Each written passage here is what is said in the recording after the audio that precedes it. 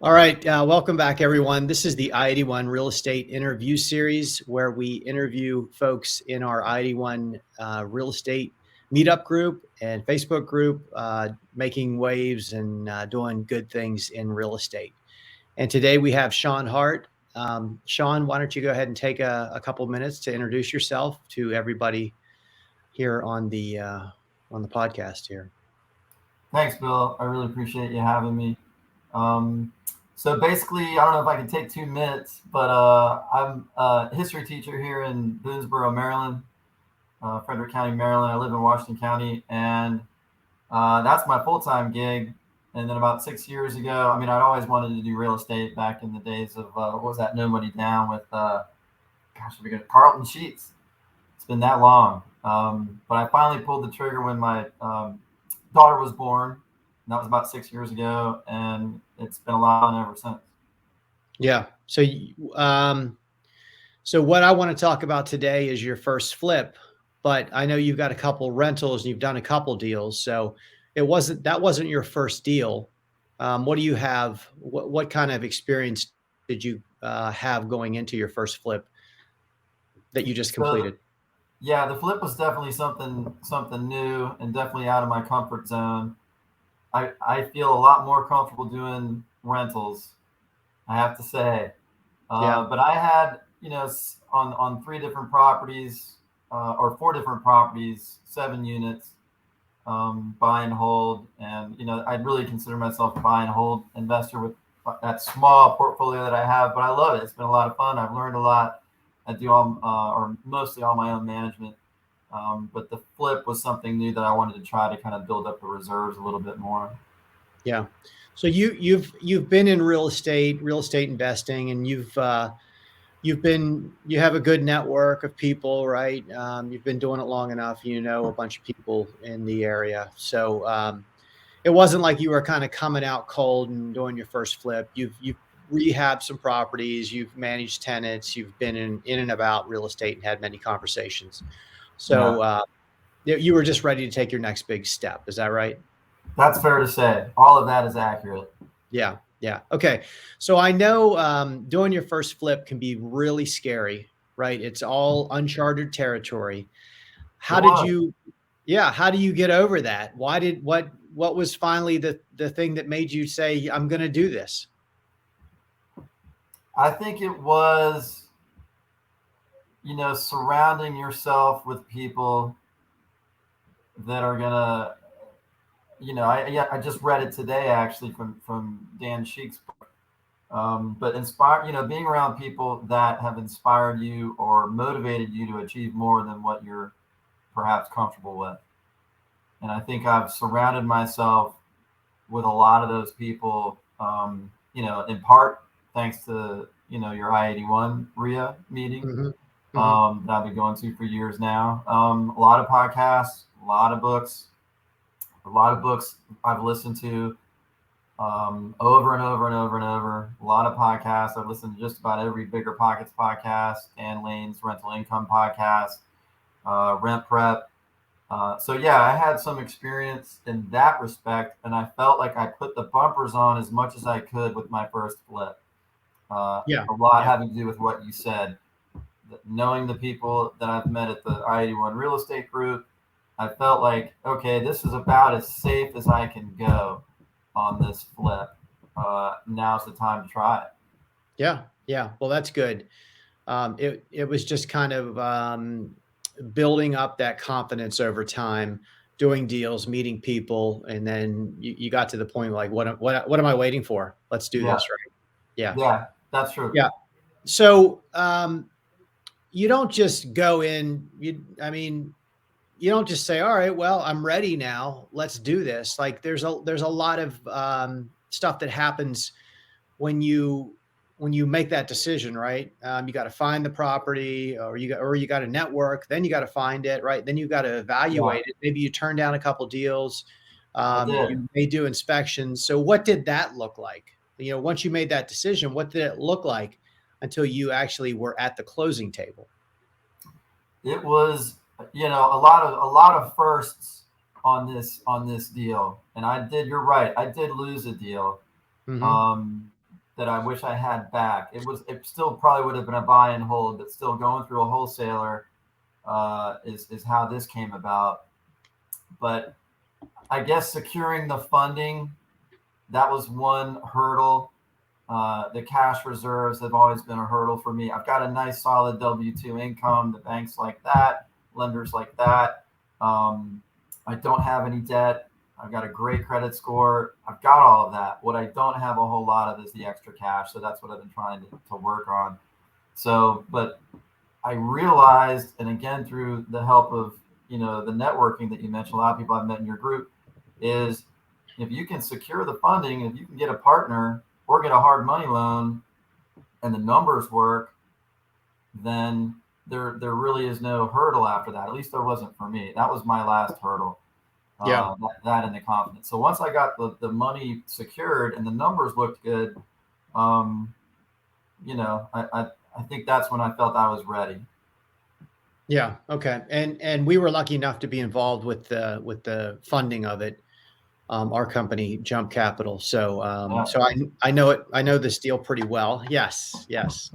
Wore it And to school today. yeah, nice. Nice. Well, that's cool. But no, that was yeah, it was good to start to do these deals with people that we know and trust, and be that part of the deal.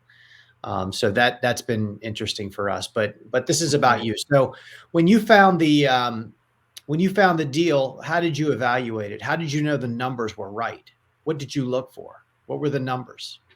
So, of course, following 70% rule, but, more along the line for buy and holds, but it also holds true for for the flips.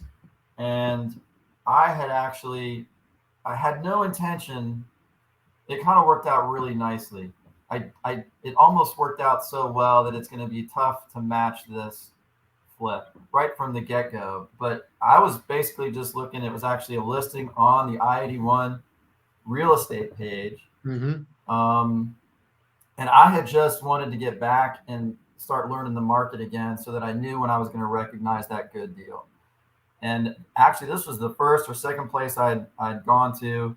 I got there about lunchtime and I asked, and they told me, I asked if anybody else had bid on the house that morning. And they said, yeah, two other people came in. This guy bid on it. This is what he bid. And that guy that had bid on it happened to be the same contractor I had an appointment with later that day. That was already set up. Hmm. So I just kind of said, okay, so and so came by here and I heard what they had bid on. I was like, oh, that's interesting. Okay. Well, I met with him later in the day, that contractor. And after I went to the house that was for sale and met the wholesaler and toured the house, took some pictures, um, and met with my contractor later, or my would-be contractor later that day, and just talked to him and said, I heard you went over to that house this morning. He's like, yeah, I was there. This is what I offered. This is why. And I said, could you just show me why you offered what you offered? And he backed his way in from the ARV, after repair value to what he could afford on his crew. And he said, if there's, really on his dime, what it would cost him as a contractor for he and his guys to go in, not Hmm. what he would charge other people, but Yeah. what he would Yeah. have to pay for. I said, Yeah. oh, that's interesting. Okay. And so at that point, I felt like I had maybe stumbled upon, a good deal there because the number they were asking and his number that he offered were not far off. Okay. Okay. So that's a big hurdle, right? You can look at the ARV and you can evaluate a property. You can say this makes sense, but before you go in there and look at it, you're not a contractor, right? You have limited rehab knowledge. Yeah, That's the big missing piece for a lot of people, right? it's a It's huge missing piece for yeah, me. it's there's layers of it, right? The first thing is like I don't know anybody. Well, you need to know people because that's who have properties, right? Build a network, and then you'll find properties. Things will come to you. Yeah, And then you need to learn, how the market works, right? What values are, and then how to evaluate it working backwards. And then once you know that, then you need to know what the rehab cost is going to be. And then when you have all of that, or you've built a team that helps you with that, then you Yeah. can make the right decision as far as what my max allowable offer will be. Yeah. And if it doesn't work out, it doesn't work out, right? But Yeah. if You it can always does, make then that you offer. buy it Yeah. because you've already got your financing figured out on the back end. Yeah. Yeah. So it's just putting all those pieces in place. And that was good that you had somebody that you knew and trusted. And so you decided at that point, this made sense. I'm going to buy it. Yeah, we were at about, within a couple of hours, I had proposed to him, a deal that we go in, together, and it just Mm-hmm. happened to work out because he couldn't finance it because his lender was out of town. I said, well, the numbers aren't too far off what they're asking, what you offered. What if I bought it? You kind of walk me through my first flip, and we'll, split any net profit, Yeah. 50-50. And, in hindsight, maybe I didn't need to do 50-50, but I don't mind having 50% of a good deal. Hopefully it's going to be a good deal than 100% of no deal. Yeah. But Yeah. It's never a bad thing to make money and build a skill set, right? yeah, That's what and you're that trying to was, do here. You're trying to get your first one done. And if you make some money, look at the education that you've garnered, you know? yeah, it's true. I mean, people pay a lot of money, going to college, they pay tens, hundreds of thousands of dollars. Yeah. Um, I got a really good skill. I got a bunch of good skills on this flip over a 4-month period, 6-month Yeah. really, and made some money. So yeah, and you mentioned the estimating the rehab. That has been my Achilles heel from the get go. That's the question I always have at your REIA meetings. Mm-hmm. It's the Mm-hmm. question I've asked again and again. Yeah. Yeah. I feel I know a lot more now, which is great. Nicely, the house was almost 1,000 square feet exactly. So I can take those numbers and really, it's easy to make sense. It costs this much on 1,000 square foot. It's easy to say this is what it was, per square foot. Yeah. And we did pretty much a gut job. The wall stayed up, but that was about it. Mm-hmm. So yeah, that was a big hurdle to overcome, and it was a great series of lessons and hurdles to go through and then come out on top of and learn. And it's been 2 weeks now, and I'm still. Oh yeah, that's right. I learned that. Or, oh, that's right. We also got through that hurdle. Yeah. It's been really neat because I'm teaching a money and finance class now at the high school, and so I'm bringing this all to them as I'm talking to them and telling stories about what happened recently. And we haven't even hit real estate yet, but I keep reminding myself of new things. Oh, that's right. We also kind of got past that hurdle. Yeah. It's really Yeah. it's What really a neat fun. great, what a great lesson to come out of and to be able to provide to your students, you know? Yeah, I'm really enjoying Yeah. it. Yeah. Would you be open to sharing some of the numbers about how you evaluated it and what offers you made, what offer you made and how that worked out? Yeah, absolutely. Okay. So the contractor had basically offered, I think it was closer to 70. The asking price was, I think, 75, 74, 75. And the ARV that the contractor had based the numbers off of was 185 after repair value. So, if you backtrack from that, you take 70% of that minus his cost of 55, it comes to, I think, just under that, somewhere in the low 70s. And you had his what was his rehab number? 55,000. Oh, 55. Okay. Yeah, Okay. 55. So it was roughly 20 for materials, 25 for labor, and then 10 for the HVAC.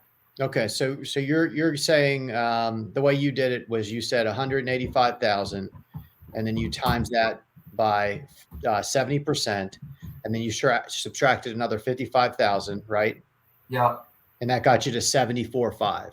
that's right. And Yeah. that's why he was asking, and then I think the contractor, of course, went down a little bit to see if they'd bite a little bit lower, and they didn't.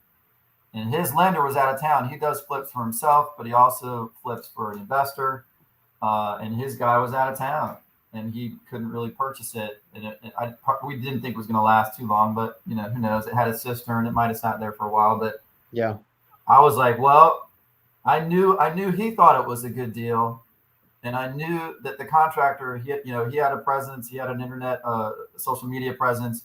I had been watching him for a while, actually. I've been watching the comments, and I felt comfortable with the people he had already worked with. He already had a bit of a reputation. So I was like, well, if he felt comfortable offering that, and it was only, about 3,000 off, then why not do that? Mm-hmm. And so, we put an offer in for, 77, and that was it. And then we were, pretty much off to the races at that point. Yeah. Now there was one oddity, I guess we could say, right? That was kind of like clouding the whole project the whole way through. Yeah, it was for me. Yeah. Yeah. Do you want to talk about that? The cistern. Yeah. Yeah. So, right off the bat, we ended up with Jump Capital, but I'd called several people just in case. I mean, I had always wanted to do the deal with, what was at the time Jump Into the Dark, now Jump Capital, just because I've known you for years, and Mm-hmm. I was wanting to do a deal with you to kind of give back and kind of keep it in the family, and everybody makes money on the deal. That's another thing I keep realizing. Yeah, I made some money on the deal, but I also made a lot of other people some money on the deal. Yeah. Yeah. Absolutely. Which is nice, and that's the first time I've done that. Like Mm-hmm. that, other than rehabbing properties and paying contractors. This was enough for everybody to get a cut and walk away happy. So that was a big lesson that I enjoyed. It's really cool when you can create a massive win-win situation, because really everybody wins. You had a hard money lender, you had a contractor, you had yourself, you had a wholesaler, you had an end buyer, you had a lender. Yeah. You had vendors, you had, the cistern vendor, you had whatever else, Yeah. It was just a lot of people that did well on this deal. Yeah. Because of you. There was enough to go around for everybody, and everybody, I think, walked away happy. So yeah, as I was looking at the numbers, how many points are you going to pay for the loan?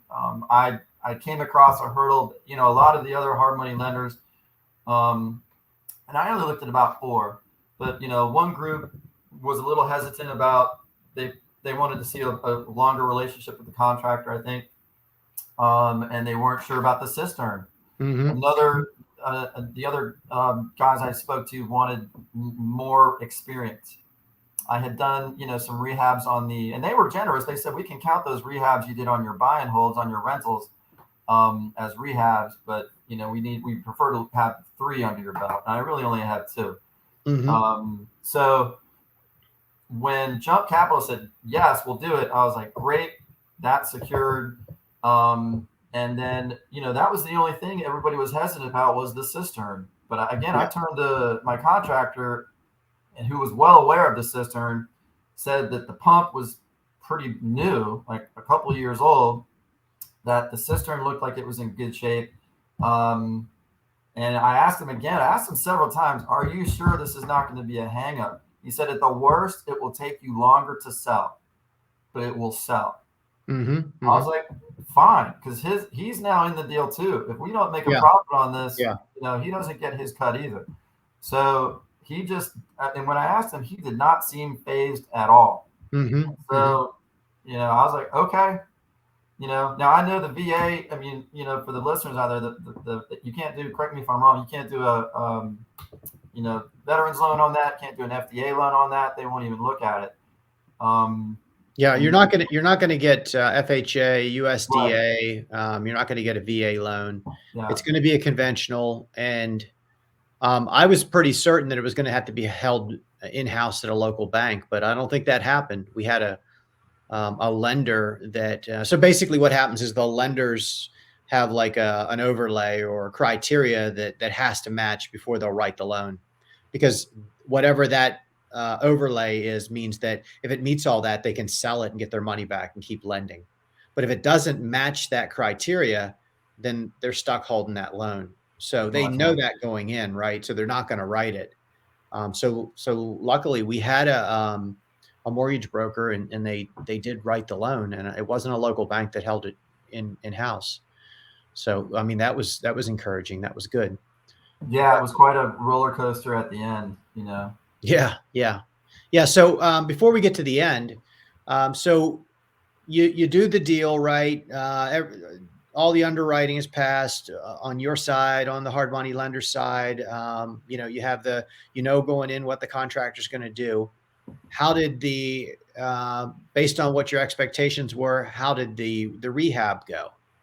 How was that? Was that easy? Was that difficult? That's a long period of, getting through that, right?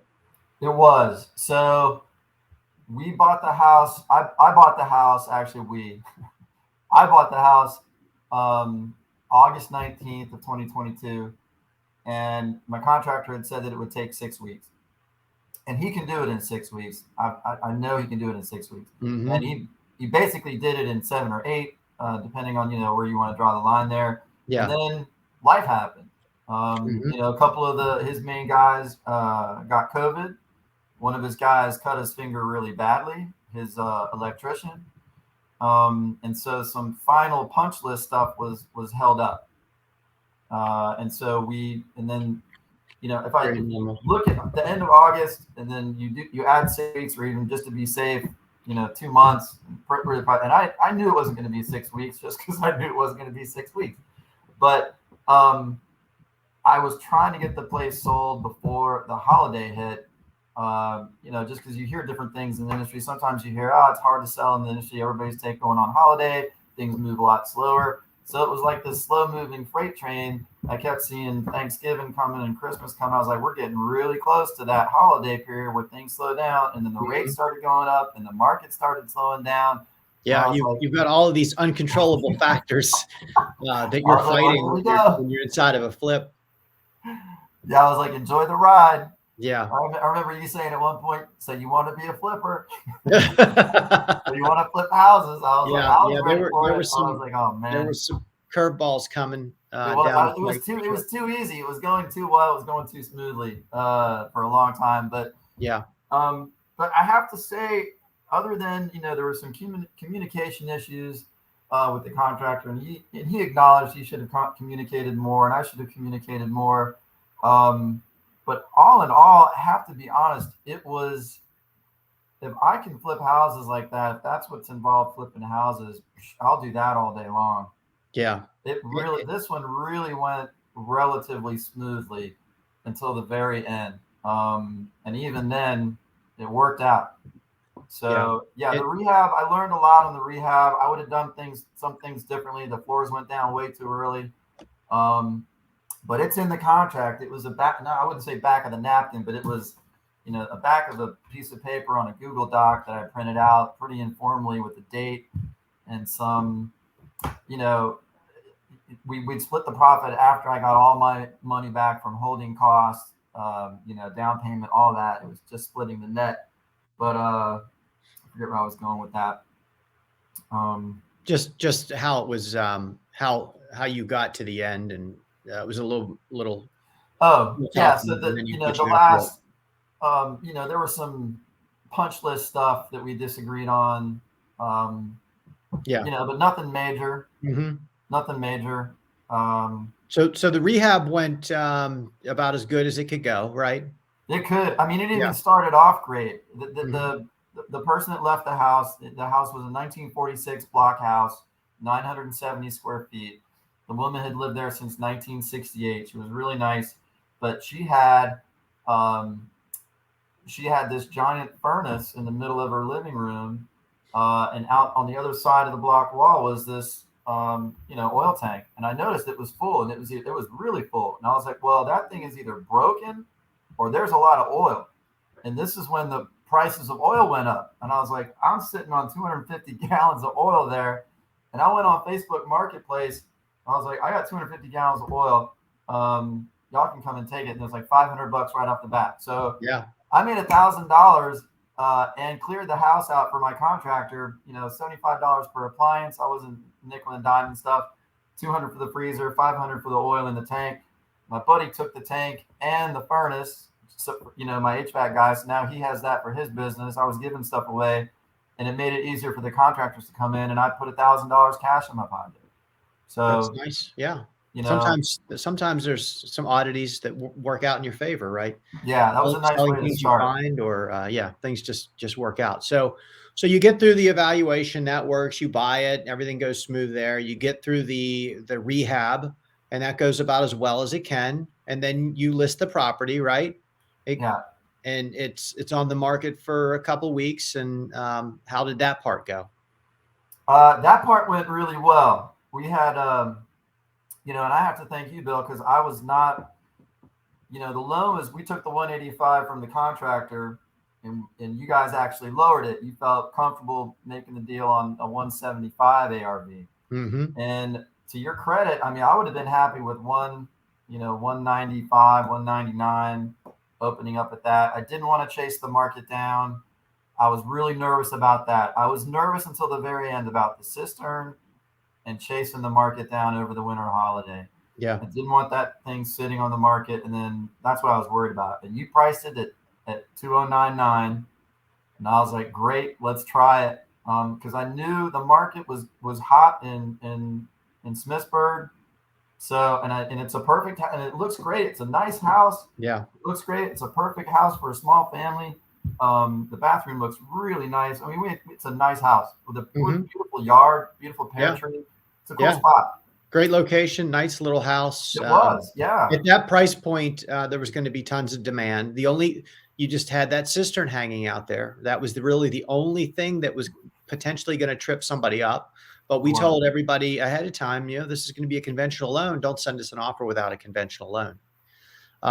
And so pricing it at 210 made sense, because we're looking at the market, right? It's still a seller's market. Rates are going up, but we're way under the average sales price. So we know there's going to be tons of people that can buy it because we're under the average. And looking at everything on the market, it made sense to go to that point. And so we put it under contract pretty quickly, right?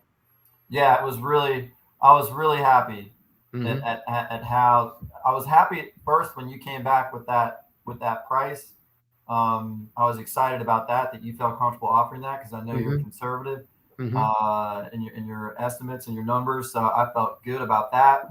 And then everything was going smoothly. We did have there was that, of course, this crazy thing, that annoying leak under the sink right in the middle of the showing.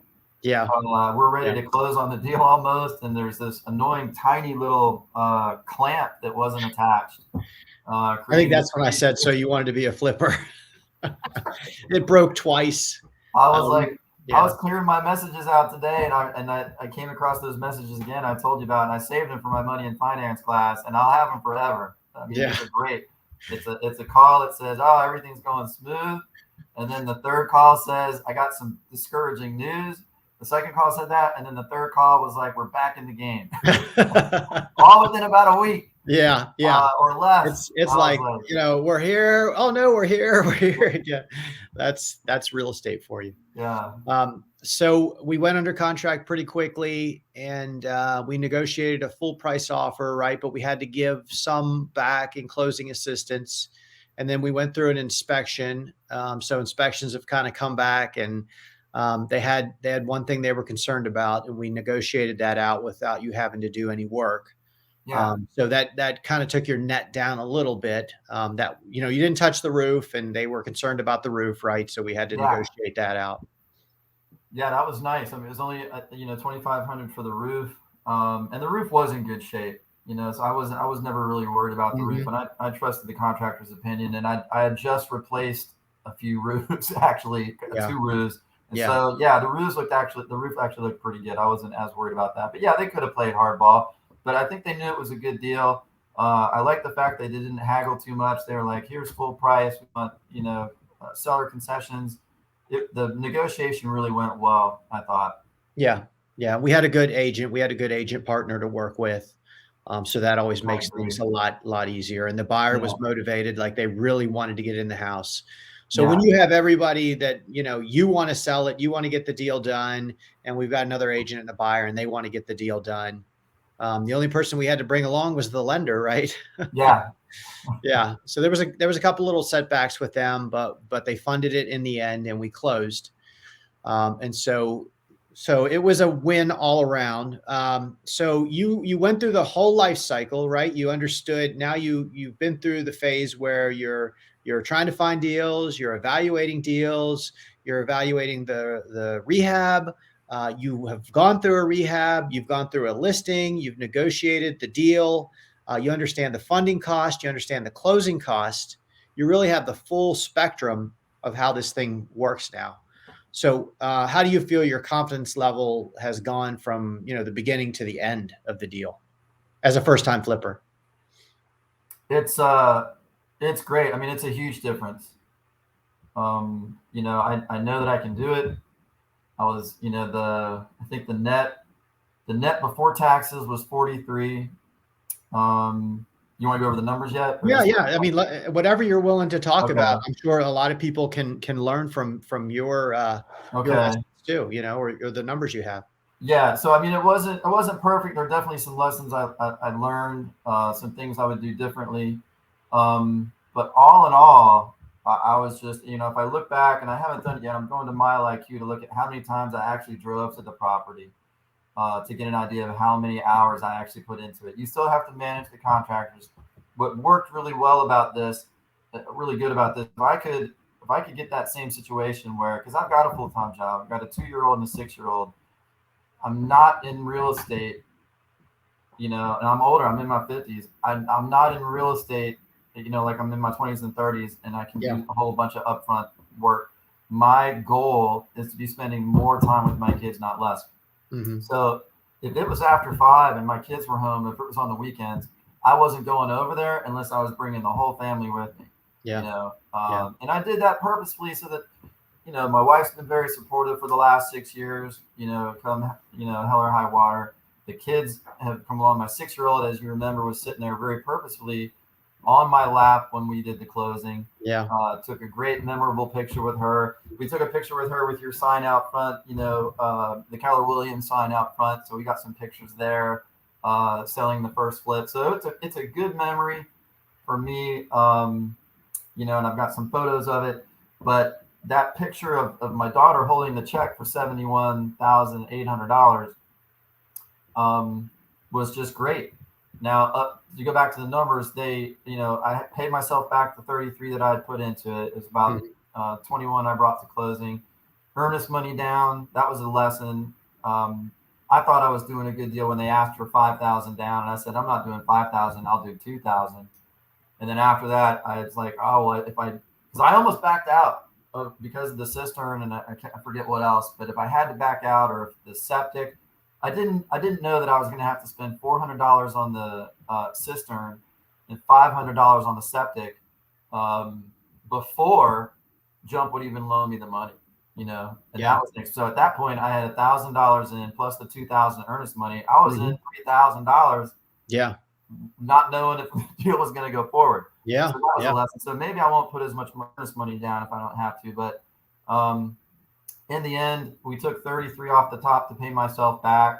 I even pulled out of my Roth, to cover the down payment. I was that confident. Yeah. I was going to come out of the deal Yeah. okay. And then at the last minute, I just got lucky. I went to my local bank, little community bank here that has worked with me. One of the banks that has worked with me, and the community bank relationships you make are so important. Middletown Valley and Woodsboro have been great, and they basically, where was I going with that? Where was I going with that, Bill? The lessons you've learned is what you were talking about. So yeah, it was 71 minus the 33. They, having my Roth and then work with Middletown Valley Bank, but it was basically a net profit of 43 after, before taxes. And then after taxes, we split it for 30. After taxes, it was a $30,000 gain, and then we split that, and then the contractor and I basically each walked away with 15 too. Okay. After taxes. Yeah. So not too bad for a great education and your first deal under your belt. Yeah, it was really good. Yeah. You know, I'm really happy. I feel lucky. My wife's been really supportive, and um, you know, it's definitely a confidence builder. You know, knowing you can do the flip. Yeah. Um, Okay. but Well, excellent information. I'm sure someone stands to gain a lot of value from your experience, and I'm sure you'll be well equipped for the next one, right? yeah, Yeah. the last thing I want to say was just, you know, the people in the group, you mentioned networking earlier. The people in the RIA meeting, for example, you know, and what I've been telling my students is the community has just been wonderful online. You know, there was, you know, somebody that I met at a lunch and then also at your RIA meeting that had just offered one night to come up. Larry did, and actually Mike did too. I had two guys from your RIA meeting just come up on their own time from West Virginia to Smithsburg, Maryland, Hmm. and walk the property with me to give me an idea, especially at the beginning. Mike came up and gave me an estimate if he thought that the rehab estimate was accurate, and he actually Hmm. came to the exact same number, 55. So to go back to your other question, you know, that's when I felt really confident when I had two Yeah. different contractors Yeah. independently come up with the exact same number at Yeah. 55. I was like, okay, I feel good about that now. Yeah. But yeah, Larry came up, and right before we sold, we had a water pump issue. The water pump in, you know, with the cistern wasn't working. And the local plumber came out, said, "Oh, you got to replace the pump. It's going to be $3,000." I was like, "Oh, that's a bite." So Larry came up and said, "I'll look at it." Took it down to his guy in West Virginia. Said, "I can rebuild it for you for 700." Took it down to his guy. The guy was like, "There's nothing wrong with this pump. You can put that right back in." So I ended up paying, instead of paying 3,000 for a new pump. Yeah. Larry brought it back up. First, I didn't know how to get it out. I was going to disconnect it and bring it down. I'm like, because he'd already gone back to West Virginia. And I said, "Larry, I don't know how to get this thing out of here." And so Larry came back up, took it out, took it to his guy in West Virginia, paid for him to look at it. I still owe him $100. I'm paying him in February, and we're going at lunch. And he's Yeah. not paying for any lunches here forward for the year. Which is great. And then, you know, he put it back together, and I guess where he was doing the pipe fittings, that's where the leak was. So he saved me $3,000. Yeah. Yeah. So that was going to be my next question. Like, how is this? How Okay. has the I-81 Real Estate Investor Meetup Group benefited you? And it sounds like just two relationships have helped you save some money, right? And also give you confidence going into the deal. Yeah. So That's, that's good. yeah. So finally, how can the I-81 Real Estate Investor Meetup Group help you? Like, what are you looking for? What do you want to get out of the group? I guess just, you know, meeting, just keep doing the meetings, you know. Hmm. Um, the meetings have been great. There was only a short period of time I wasn't able to make it down there, but it's surrounding yourself with those people. You get rejuvenated every month. I get pumped. I learn something every time. It's good to see the people when you go down there, how they're doing. Um, I guess contractors is a big thing. The same old, you know, Yeah. finding money, finding deals, and finding contractors. Yeah. Yeah. You know, That's if that were easy, then everybody could do it, right? That's why it's so hard. And that's yeah, why it's very hard to get into this business it's because all more of the raising money, managing contractors, finding deals, that's the hard stuff. And that's where yeah, it's at. Like there's tons of value just if you can, knock one of those out or be one of the providers of those three things. The yeah. rehab, the money, the deals. Like that's where it's at. So And I feel so good about your group, Bill. Is that I've invited, my hairdresser was about, you know, the girl that cuts my hair was about, she lives in Hagerstown. She's about to buy a place for herself and her younger daughter. And she's looking for houses and she knows what I do. And I'm like, wait, before you do that, house hack, get a duplex. So she's coming down to your absolutely. meeting. Yeah. I've got another guy who just rented an apartment from me. He's coming down to your meeting because my point is, it just feels like such a nice community. Everybody's giving and supportive of one another. I mean, Mike and Larry don't have to drive an hour north to a thing that doesn't They're really just good involve them people. in the least, Yeah. you know? Yeah. Oh, I remember my point on the community bank. Right before the loan started or the deal started, uh, you know, the local community bank gave me a credit card with 18 months, no interest, with $25,000 limit on it. Oh, You wow. know, so that Yeah. was a nice little Yeah. cushion as well. You know, and Yeah. I've still got 12 months left on that card. You know, so Ready? county board Get your deals. next flip in there Let's real do the quick next here. deal. I got 12 months left on that. Yeah, let's get after it, man. You're you're overdue. I know. All right. Well, Sean, this has been a pleasure. I appreciate you coming on here and recounting, everything that's happened with that first flip.